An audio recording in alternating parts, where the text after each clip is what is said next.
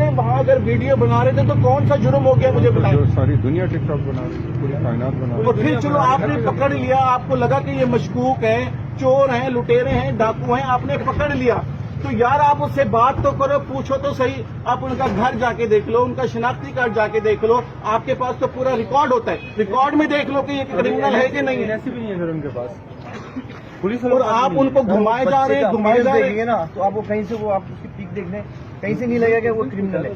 Criminal की appearance अलग होती है, उनका घर पुलिस वाले को रोज का काम है।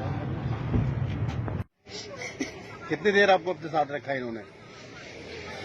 2 दिन हम उनको बोलते रहे कि हमारी बात कराओ, नहीं कराई। वो पैसे वैसों की डिमांड की थी इन्होंने? नहीं, पैसों की तो कोई डिमांड नहीं की। हमारे भाई को जब मार दिया तो फिर हमसे पूछ रहे हैं आप खाना खाओगे। किस चीज से मारा था उनको?